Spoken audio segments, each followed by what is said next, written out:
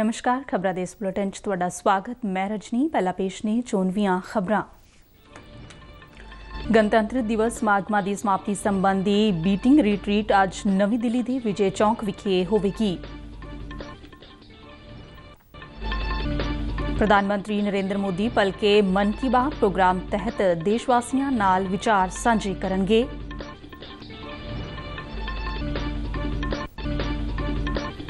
भारत ਅਤੇ ਬਰਤਾਨੀਆ ਦਰਮਿਆਨ ਮੁਕਤ ਵਪਾਰ ਸਮਝੌਤੇ ਨੂੰ ਲੈ ਕੇ ਗੱਲਬਾਤ ਦਾ ਪਹਿਲਾ ਗੇੜ ਸਮਾਪਤ ਹੋਇਆ।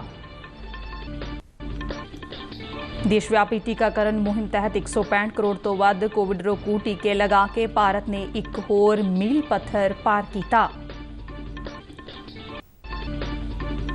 ਪੰਜਾਬ ਦੇ ਮੁੱਖ ਚੋਣ ਅਧਿਕਾਰੀ ਮੁਤਾਬਿਕ ਸਿਆਸੀ ਪਾਰਟੀਆਂ ਅਪਰਾਧਕ ਪਿਛੋਕੜ ਵਾਲੇ ਉਮੀਦਵਾਰਾਂ ਦੀ ਜਾਣਕਾਰੀ ਆਪਣੀ ਵੈਬਸਾਈਟ ਤੇ ਦੇਣ ਲਈ ਪਾਬੰਦ ਹੋਣਗੀਆਂ। ਹੁਣ ਖਬਰਾਂ ਵਿਸਥਾਰ ਨਾਲ। ਗਣਤੰਤਰ ਦਿਵਸ ਸਮਾਗਮਾਂ ਦੀ ਸਮਾਪਤੀ ਸੰਬੰਧੀ ਬੀਟਿੰਗ ਰਿਟਰੀਟ ਅੱਜ ਨਵੀਂ ਦਿੱਲੀ ਦੇ ਵਿਜੇ ਚੌਕ ਵਿਖੇ ਹੋਵੇਗੀ। ਇਸ ਵਰ੍ਹੇ ਦੇ ਬੀਟਿੰਗ ਰਿਟਰੀਟ ਸਮਾਗਮ ਵਿੱਚ ਡਰੋਨ ਸ਼ੋਅ ਵਿਸ਼ੇਸ਼ ਖਿੱਚ ਦਾ ਕੇਂਦਰ ਰਹੇਗਾ। ਆਜ਼ਾਦੀ ਕਾ ਅੰਮ੍ਰਿਤ ਮਹਾਉਤਸਵ ਨੂੰ ਸਮਰਪਿਤ ਇਹ ਡਰੋਨ ਸ਼ੋਅ ਬੋਟਲਾਬ ਡਾਇਨਾਮਿਕਸ ਸਟਾਰਟਅਪ ਅਤੇ IIT ਦਿੱਲੀ ਵੱਲੋਂ ਵਿਗਿਆਨ ਤੇ ਟੈਕਨੋਲੋਜੀ ਵਿਭਾਗ ਦੇ ਸਹਿਯੋਗ ਨਾਲ ਕਰਵਾਇਆ ਜਾਵੇਗਾ, ਜਿਸ ਵਿੱਚ 1000 ਤੋਂ ਵੱਧ ਡਰੋਨ 10 ਮਿੰਟ ਲਈ ਆਸਮਾਨ ਵਿੱਚ ਆਪਣੀਆਂ ਕਲਾਬਾਜ਼ੀਆਂ ਦਿਖਾਉਣਗੇ। ਇਸ ਦੌਰਾਨ ਦੇਸ਼ ਦੀ ਰਾਸ਼ਟਰਪਤੀ ਅਤੇ ਤਿੰਨਾਂ ਸੈਨਾਵਾਂ ਦੇ ਮੁਖੀ ਰਾਮਨਾਥ ਕੋਵਿੰਦ ਦੀ ਆਗਿਆ ਨਾਲ ਗਣਤੰਤਰ ਦਿਵਸ ਸਮਾਗਮਾਂ ਦੀ ਰਸਮੀ ਸਮਾਪਤੀ ਹੋਵੇਗੀ। ਪ੍ਰਧਾਨ ਮੰਤਰੀ ਨਰਿੰਦਰ ਮੋਦੀ ਅਤੇ ਰੱਖਿਆ ਮੰਤਰੀ ਰਾਜਨਾਥ ਸਿੰਘ ਤੋਂ ਇਲਾਵਾ ਹੋਰ ਕਈ ਉੱਘੀਆਂ ਸ਼ਖਸੀਅਤਾਂ ਵੀ ਬੀਟਿੰਗ ਰਿਟਰੀਟ ਸਮਾਗਮ ਦਾ ਹਿੱਸਾ ਬਣਨਗੀਆਂ। ਇਸ ਤੋਂ ਇਲਾਵਾ ਤਿੰਨਾਂ ਫੌਜਾਂ ਦੇ ਬੈਂਡਾਂ ਵੱਲੋਂ ਮਧੁਰ ਅਤੇ ਦੇਸ਼ ਭਗਤੀ ਦੀਆਂ ਧੁਨਾਂ ਵਜਾਈਆਂ ਜਾਣਗੀਆਂ। ਬੀਟਿੰਗ ਰਿਟਰੀਟ ਦਾ ਦੂਰਦਰਸ਼ਨ ਦੇ ਸਮੁੱਚੇ ਨੈਟਵਰਕ ਤੇ ਸਿੱਧਾ ਪ੍ਰਸਾਰਣ ਕੀਤਾ ਜਾਵੇਗਾ। ਪ੍ਰਧਾਨ ਮੰਤਰੀ ਨਰਿੰਦਰ ਮੋਦੀ ਨੇ ਕਿਹਾ ਕਿ ਵਿਸ਼ਵ ਭਾਰਤੀ ਸੰਗੀਤ ਅਤੇ ਯੋਗ ਤੋਂ ਲਾਹਾ ਲੈ ਸਕਦੇ ਹੈ। ਪੰਡਿਤ ਜਸਰਾਜ ਕਲਚਰਲ ਫਾਊਂਡੇਸ਼ਨ ਦੀ ਵਰਚੁਅਲ ਮਾਧਿਅਮ ਰਾਹੀਂ ਸ਼ੁਰੂਆਤ ਕਰਦਿਆਂ ਪ੍ਰਧਾਨ ਮੰਤਰੀ ਨੇ ਕਿਹਾ ਕਿ ਯੋਗ ਅਤੇ ਸੰਗੀਤ ਮਨੁੱਖੀ ਦਿਮਾਗ ਦੀ ਕਾਬਲੀਅਤ ਨੂੰ ਵਧਾਉਣ ਦੀ ਸਮਰੱਥਾ ਰੱਖਦੇ ਨੇ। ਪ੍ਰਧਾਨ ਮੰਤਰੀ ਨੇ ਆਪਣੇ ਸੰਬੋਧਨ ਵਿੱਚ ਦੇਸ਼ ਦੇ ਵੱਖ-ਵੱਖ ਹਿੱਸਿਆਂ ਵਿੱਚ ਕਾਂਸ਼ੀ ਦੀ ਤਰ੍ਹਾਂ ਸਥਾਪਿਤ ਕੀਤੇ ਗਏ ਸੱਭਿਆਚਾਰ ਕੇਂਦਰਾਂ ਬਾਰੇ ਵੀ ਜਾਣਕਾਰੀ ਸਾਂਝੀ ਕੀਤੀ। ਉਨ੍ਹਾਂ ਕਿਹਾ ਕਿ ਅਜਿਹੀਆਂ ਪਹਿਲਕਦਮੀਆਂ ਦੇਸ਼ ਦੀ ਅਮੀਰ ਵਿਰਾਸਤ ਨੂੰ ਸੰਭਾਲਣ ਵਿੱਚ योगदान देंगियां। भलके आकाशवाणी तो प्रसारित होने वाला मन की बात प्रोग्राम सवेरे 11:30 बजे शुरू होगा। प्रधानमंत्री दफ्तर ने ट्वीट राही दस्या कि यह प्रोग्राम राष्ट्रपिता महात्मा गांधी की बरसी के मौके ते उन्हां नूं याद करन मगरों प्रसारित किया जाएगा। इस महीनावारी रेडियो प्रोग्राम की 85वीं ਅਤੇ इस साल की पहली कड़ी होगी। प्रधानमंत्री ने लोगों को अपील की है कि वह अपने जीवन दीयां प्रेरक घटनावां ਅਤੇ विषयां नूं माईगोव ओपन फॉर्म ਜਾਂ नमो ऐप ते साझा करन। ਭਾਰਤ ਅਤੇ ਬਰਤਾਨੀਆ ਦਰਮਿਆਨ ਮੁਕਤ ਵਪਾਰ ਸਮਝੌਤੇ ਨੂੰ ਲੈ ਕੇ ਗੱਲਬਾਤ ਦਾ ਪਹਿਲਾ ਗੇੜ ਸਮਾਪਤ ਹੋ ਗਿਆ ਹੈ। ਵਣਜ ਅਤੇ ਸਨਅਤ ਮੰਤਰਾਲੇ ਵੱਲੋਂ ਜਾਰੀ ਬਿਆਨ ਮੁਤਾਬਿਕ ਦੋਵਾਂ ਧਿਰਾਂ ਦੇ ਤਕਨੀਕੀ ਮਾਹਰਾਂ ਵੱਲੋਂ ਸਾਂਝੇ ਤੌਰ ਤੇ 26 ਨੀਤੀਗਤ ਖੇਤਰਾਂ ਵਿੱਚ ਵੱਖ-ਵੱਖ ਪਹਿਲੂਆਂ ਤੇ ਵਿਚਾਰ ਵਟਾਂਦਰਾ ਕੀਤਾ।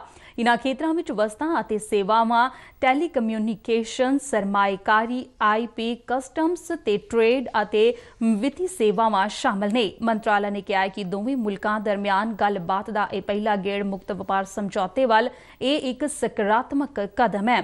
ਮੰਤਰਾਲੇ ਨੇ ਦੱਸਿਆ ਕਿ ਗੱਲਬਾਤ ਦਾ ਦੂਜਾ ਗੇੜ 7 ਤੋਂ 18 ਮਾਰਚ ਤੱਕ ਚੱਲੇਗਾ। ਦੋਵਾਂ ਮੁਲਕਾਂ ਨੇ ਇਸ ਵਰ੍ਹੇ ਦੇ ਅੰਤ ਤੱਕ ਸਮਝੌਤੇ ਨੂੰ ਅੰਤਿਮ ਰੂਪ ਦੇਣ ਦਾ ਟੀਚਾ ਨਿਰਧਾਰਿਤ ਕੀਤਾ ਹੈ। ਕੇਂਦਰ ਸਰਕਾਰ ਵੱਲੋਂ ਮੁੱਖ ਆਰਥਿਕ ਸਲਾਹਕਾਰ ਦੇ ਅਹੁਦੇ ਤੇ ਨਿਯੁਕਤ ਕੀਤੇ ਡਾਕਟਰ ਵੀ ਅਨੰਥਾ ਨਾਗੇਸ਼ਵਰਨ ਨੇ ਅੱਜ ਅਹੁਦਾ ਸੰਭਾਲਿਆ ਹੈ। ਡਾਕਟਰ ਨਾਗੇਸ਼ਵਰਨ ਆਰਥਿਕ ਮਾਮਲਿਆਂ ਬਾਰੇ ਉੱਘੇ ਲੇਖਕ, ਅਧਿਆਪਕ ਅਤੇ ਸਲਾਹਕਾਰ ਨੇ, ਜਿਨ੍ਹਾਂ ਨੂੰ ਭਾਰਤ ਅਤੇ ਸਿੰਗਾਪੁਰ ਵਿੱਚ ਕਈ ਬਿਜ਼ਨਸ ਸਕੂਲਾਂ ਅਤੇ ਸੰਸਥਾਵਾਂ ਵਿੱਚ ਪੜ੍ਹਾਉਣ ਦਾ ਤਜਰਬਾ ਹੈ। ਉਹ ਸਾਲ 2019 ਤੋਂ 2021 ਤੱਕ ਪ੍ਰਧਾਨ ਮੰਤਰੀ ਦੀ ਆਰਥਿਕ ਸਲਾਹਕਾਰ ਪਰਿਸ਼ਦ ਦੇ ਪਾਰਟ ਟਾਈਮ ਮੈਂਬਰ ਵੀ ਰਹੇ ਨੇ।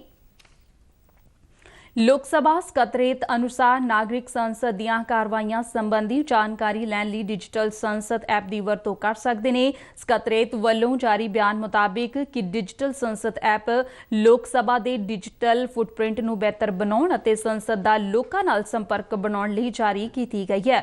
ਇਸ ਐਪ ਰਾਹੀਂ ਨਾਗਰਿਕ ਪਾਰਲੀਮੈਂਟ ਦੇ ਮੈਂਬਰਾਂ ਇਜਲਾਸ ਵਿੱਚ ਉਹਨਾਂ ਦੀ ਭਾਗੀਦਾਰੀ ਅਤੇ ਬਜਟ ਸੰਬੰਧੀ ਭਾਸ਼ਣਾਂ ਸੰਬੰਧੀ ਜਾਣਕਾਰੀ ਲੈ ਸਕਦੇ ਨੇ। ਇਸ ਐਪ ਦੀ ਸਭ ਤੋਂ ਵੱਡੀ ਖਾਸੀਅਤ ਇਹ ਹੋਵੇਗੀ ਹੋਵੇਗੀ ਕਿ ਇਹ ਜਾਣਕਾਰੀ ਦੇਸ਼ ਦੀ ਆਜ਼ਾਦੀ ਦੇ ਵਰੇ 1947 ਤੋਂ ਲੈ ਕੇ ਮੌਜੂਦਾ ਸੰਸਦ ਤੱਕ ਹਾਸਲ ਕੀਤੀ ਜਾ ਸਕੇਗੀ। ਇਸ ਤੋਂ ਇਲਾਵਾ 12ਵੀਂ ਤੋਂ 17ਵੀਂ ਲੋਕ ਸਭਾ ਦੀਆਂ ਕਾਰਵਾਈਆਂ ਸੰਬੰਧੀ ਵੀ ਜਾਣਕਾਰੀ ਇਸ ਐਪ ਤੇ ਉਪਲਬਧ ਹੋਵੇਗੀ। ਸੰਸਦ ਦੇ ਆਗਾਮੀ ਬਜਟ ਇਜਲਾਸ ਦੀਆਂ ਕਾਰਵਾਈਆਂ ਨੂੰ ਨਾਗਰਿਕ ਸਿੱਧੇ ਪ੍ਰਸਾਰਣ ਦੀ ਸਹੂਲਤ ਨਾਲ ਦੇਖ ਸਕਣਗੇ। ਦੇਸ਼ਵਿਆਪੀ ਟੀਕਾਕਰਨ ਮੁਹਿੰਮ ਤਹਿਤ 165 ਕਰੋੜ ਤੋਂ ਵੱਧ ਕੋਵਿਡ ਰੋਕੂ ਟੀਕੇ ਲਗਾ ਕੇ ਭਾਰਤ ਨੇ ਇੱਕ ਹੋਰ ਮੀਲ ਪੱਥਰ ਪਾਰ ਕਰ ਲਿਆ ਹੈ। ਸਿਹਤ ਮੰਤਰਾਲੇ ਅਨੁਸਾਰ ਪਹਿਲੀ ਖੁਰਾਕ ਲਈ 93 ਕਰੋੜ 86 ਲੱਖ ਤੋਂ ਵੱਧ ਟੀਕੇ ਲਗਾਏ ਗਏ ਨੇ, ਜਦਕਿ ਦੂਜੀ ਖੁਰਾਕ ਲਈ 70 ਕਰੋੜ 12 ਲੱਖ ਤੋਂ ਵੱਧ ਲਾਭਪਾਤਰੀਆਂ ਨੂੰ ਟੀਕਾ ਲਗਾਇਆ ਗਿਆ ਹੈ। ਦੇਸ਼ ਵਿੱਚ ਹੁਣ ਤੱਕ 1 ਕਰੋੜ 5 ਲੱਖ ਤੋਂ ਵੱਧ ਲੋਕਾਂ ਨੂੰ ਵੈਕਸੀਨ ਦੀ ਇਹਤਿਆਤੀ ਖੁਰਾਕ ਦਿੱਤੀ ਜਾ ਚੁੱਕੀ ਹੈ। ਕੇਂਦਰੀ ਸਿਹਤ ਮੰਤਰੀ ਮਨਸੁਖ ਮਾਂਡਵੀਆ ਨੇ ਟਵੀਟ ਰਾਹੀਂ ਦੱਸਿਆ ਹੈ ਕਿ 15 ਤੋਂ 18 ਸਾਲ ਦੇ ਬੱਚਿਆਂ ਦੀ 60% ਤੋਂ ਵੱਧ ਆਬਾਦੀ ਨੂੰ ਪਹਿਲਾ ਟੀਕਾ ਲਗਾਇਆ ਜਾ ਚੁੱਕਿਆ ਹੈ। ਉਨ੍ਹਾਂ ਵੈਕਸੀਨ ਦੀ ਪਹਿਲੀ ਖੁਰਾਕ ਲੈਣ ਵਾਲੇ ਦੇਸ਼ ਦੇ ਹਰੇਕ ਬੱਚੇ ਨੂੰ ਵਧਾਈ ਦਿੰਦਿਆਂ ਕਿਹਾ ਕਿ ਯੁਵਾ ਭਾਰਤ ਨਵਾਂ ਰਾਹ ਦਿਖਾ ਰਿਹਾ ਹੈ। ਪੰਜਾਬ ਵਿੱਚ ਹੁਣ ਤਾਈਂ 3 ਕਰੋੜ 25 ਲੱਖ ਤੋਂ ਵੱਧ ਟੀਕੇ ਲਗਾਏ ਗਏ ਨੇ। 1 ਕਰੋੜ 94 ਲੱਖ ਤੋਂ ਵੱਧ ਲੋਕਾਂ ਨੇ ਪਹਿਲੀ ਖੁਰਾਕ ਹਾਸਲ ਕਰ ਲਈ ਹੈ, ਜਦਕਿ 1 ਕਰੋੜ 28 ਲੱਖ ਤੋਂ ਵੱਧ ਲੋਕ ਵੈਕਸੀਨ ਦੀਆਂ ਦੋਵੇਂ ਖੁਰਾਕਾਂ ਲੈ ਚੁੱਕੇ ਨੇ। ਸੂਬੇ ਵਿੱਚ 1.5 ਲੱਖ ਤੋਂ ਵੱਧ ਲੋਕਾਂ ਨੂੰ ਵੈਕਸੀਨ ਦੀ ਇਹਤਿਆਤੀ ਖੁਰਾਕ ਦਿੱਤੀ ਗਈ ਹੈ। ਜੰਮੂ ਏਅਰਪੋਰਟ ਦੀ ਹਵਾਈ ਪੱਟੀ ਵਿਸਤਾਰ ਤੋਂ ਬਾਅਦ ਮੁੜ ਚਾਲੂ ਕਰ ਦਿੱਤੀ ਗਈ ਹੈ। ਹਵਾਈ ਅੱਡੇ ਦੀ ਪੱਟੀ ਨੂੰ ਵਧਾ ਕੇ 8000 ਫੁੱਟ ਕੀਤਾ ਗਿਆ ਹੈ। ਇੰਡੀਗੋ ਦੀ ਫਲਾਈਟ 137 ਨੇ ਇਸ ਨਵੀਂ ਹਵਾਈ ਪੱਟੀ ਤੋਂ ਪਹਿਲੀ ਉਡਾਨ ਭਰੀ, ਜਿਸ ਨੂੰ ਭਾਰਤੀ ਹਵਾਈ ਫੌਜ ਵੱਲੋਂ ਵਾਟਰ ਕੈਨਨ ਸਲੂਟ ਦਿੱਤਾ ਗਿਆ।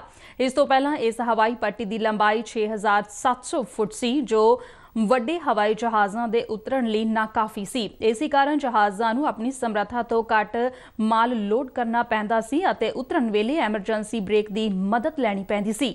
ਹਵਾਈ ਪੱਟੀ ਦੀ ਵਿਸਥਾਰ ਦਾ ਕੰਮ ਭਾਰਤੀ ਏਅਰਪੋਰਟ ਅਥਾਰਟੀ ਵੱਲੋਂ ਹਵਾਈ ਜਹਾਜ਼ ਅਤੇ ਮਿਲਟਰੀ ਇੰਜੀਨੀਅਰਿੰਗ ਸਰਵਿਸਿਜ਼ ਦੇ ਸਹਿਯੋਗ ਨਾਲ ਮੁਕੰਮਲ ਕੀਤਾ ਗਿਆ ਹੈ।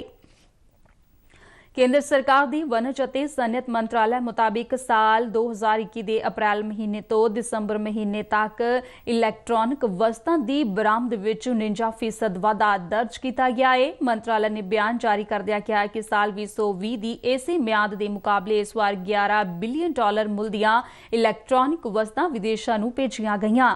ਸਾਲ 2020 ਵਿੱਚ ਅਮਰੀਕਾ ਅਤੇ ਸੰਯੁਕਤ ਅਰਬ ਅਮਾਰਾਤ ਸਣੇ ਹੋਰਨਾਂ ਮੁਲਕਾਂ ਨੂੰ $7.4 ਬਿਲੀਅਨ ਦੀਆਂ ਇਲੈਕਟ੍ਰੋਨਿਕ ਵਸਤਾਂ ਬਰਾਮਦ ਕੀਤੀਆਂ ਗਈਆਂ ਸਨ। ਇਨ੍ਹਾਂ ਦੋਵਾਂ ਮੁਲਕਾਂ ਨੂੰ ਬਰਾਮਦ ਵਿੱਚ 18% ਦਾ ਵਾਧਾ ਦਰਜ ਕੀਤਾ ਗਿਆ ਹੈ। ਇਲੈਕਟ੍ਰੋਨਿਕ ਵਸਤਾਂ ਵਿੱਚ ਮੋਬਾਈਲ, ਲੈਪਟਾਪ, ਟੀਵੀ, ਸਨਅਤੀ ਅਤੇ ਆਟੋ ਸਾਜ਼ੋ ਸਮਾਨ, ਇਲੈਕਟ੍ਰੋਨਿਕ ਪੁਰਜੇ ਅਤੇ LED ਲਾਈਟਿੰਗ ਸਣੇ ਹੋਰ ਕਈ ਚੀਜ਼ਾਂ ਸ਼ਾਮਲ ਨੇ। ਪੰਜਾਬ ਦੇ ਮੁੱਖ ਚੋਣ ਅਧਿਕਾਰੀ ਡਾਕਟਰ ਐਸ ਕਰੁਣਾ ਰਾਜੂ ਨੇ ਕਿਹਾ ਕਿ ਸੰਬੰਧਿਤ ਸਿਆਸੀ ਪਾਰਟੀਆਂ ਅਪਰਾਧਿਕ ਪਿਛੋਕੜ ਵਾਲੇ ਉਮੀਦਵਾਰਾਂ ਦੀ ਜਾਣਕਾਰੀ ਆਪਣੀ ਵੈਬਸਾਈਟ ਤੇ ਦੇਣ ਲਈ ਪਾਬੰਦ ਹੋਣਗੀਆਂ।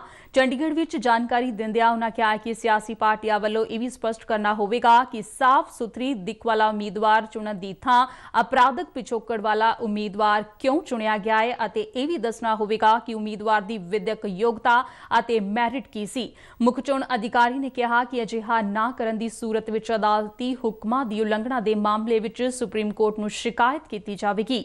ਚੋਣ ਕਮਿਸ਼ਨ ਨੇ ਉਮੀਦਵਾਰਾਂ ਦੇ ਅਪਰਾਧਿਕ ਪਿਛੋਕੜ ਅਤੇ ਹੋਰ ਜਾਣਕਾਰੀ ਵੋਟਰਾਂ ਨੂੰ ਉਪਲਬਧ ਕਰਵਾਉਣ ਲਈ ਨੋ ਯੂਅਰ ਕੈਂਡੀਡੇਟ ਐਪ ਵੀ ਜਾਰੀ ਕੀਤੀ ਗਈ ਹੈ। ਮੁੱਖ ਚੋਣ ਅਧਿਕਾਰੀ ਨੇ ਵੋਟਰਾਂ ਨੂੰ ਇਹ ਐਪ ਡਾਊਨਲੋਡ ਕਰਨ ਅਤੇ ਇਸ ਦਾ ਲਾਹਾ ਲੈਣ ਦੀ ਅਪੀਲ ਕੀਤੀ।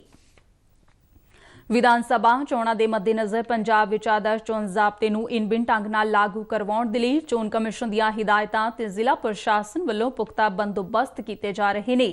ਇਸੇ ਤਹਿਤ ਜਲੰਧਰ ਜ਼ਿਲ੍ਹੇ ਵਿੱਚ ਵਿਸ਼ੇਸ਼ ਚੈਕਿੰਗ ਟੀਮਾਂ ਵੱਲੋਂ ਫੜੀ ਗਈ ਨਕਦੀ ਅਤੇ ਹੋਰ ਸਾਮਾਨ ਸੰਬੰਧੀ ਕੇਸਾਂ ਦਾ ਨਿਪਟਾਰਾ ਕਰਨ ਲਈ ਜ਼ਿਲ੍ਹਾ ਪੱਧਰੀ ਕਮੇਟੀ ਗਠਿਤ ਕੀਤੀ ਗਈ ਹੈ। ਵਧੀਕ ਡਿਪਟੀ ਕਮਿਸ਼ਨਰ ਜਸਪ੍ਰੀਤ ਸਿੰਘ ਨੂੰ ਕਮੇਟੀ ਦਾ ਨੋਡਲ ਅਧਿਕਾਰੀ ਨਿਯੁਕਤ ਕੀਤਾ ਗਿਆ ਹੈ। ਜ਼ਿਲ੍ਹਾ ਚੋਣ ਅਫਸਰ ਡਿਪਟੀ ਕਮਿਸ਼ਨਰ ਘਣਸ਼ਾਮ ਥੋਰੀ ਨੇ ਦੱਸਿਆ ਕਿ ਜਲੰਧਰ ਜ਼ਿਲ੍ਹੇ ਵਿੱਚ ਵੱਖ-ਵੱਖ ਥਾਈਂ ਚੈਕਿੰਗ ਦੌਰਾਨ ਫੜੇ ਗਏ ਸਾਮਾਨ ਅਤੇ ਨਕਦੀ ਸੰਬੰਧੀ ਕੇਸਾਂ ਦੇ ਜਲਦ ਨਿਪਟਾਰੇ ਲਈ ਕਮੇਟੀ ਨੂੰ ਅਖਤਿਆਰ ਦਿੱਤੇ ਗਏ ਨੇ।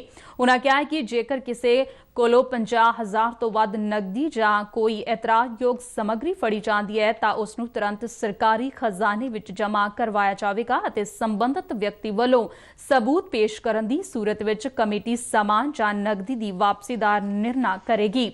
ਜਲੰਧਰ ਦੀ 9 ਵਿਧਾਨ ਸਭਾ ਹਲਕਿਆਂ ਲਈ 4 ਜਨਰਲ ਨਿਗਰਾਨ ਅਤੇ 2 ਪੁਲਿਸ ਨਿਗਰਾਨ ਨਿਯੁਕਤ ਕੀਤੇ ਗਏ ਨੇ। ਖਬਰਾਂ ਦੇ ਬੁਲੇਟਿਨ ਸਾਡੇ ਦਰਸ਼ਕ RNU DDK ਜਲੰਧਰ ਦੇ YouTube ਚੈਨਲ, Facebook ਪੇਜ ਅਤੇ Twitter ਹੈਂਡਲ ਤੇ ਵੀ ਦੇਖ ਸਕਦੇ ਨੇ। ਇਸ ਦੇ ਨਾਲ ਹੀ ਖਬਰਾਂ ਦਾ ਇਹ ਬੁਲੇਟਿਨ ਖਤਮ ਹੋਇਆ। मैं स्टूडियो तो मास्क लगा के बाहर जा रही हाँ, तो तुसी भी करो बाहर निकलन लगे मास्क जरूर पहनो। दिओ आज्ञा, नमस्कार।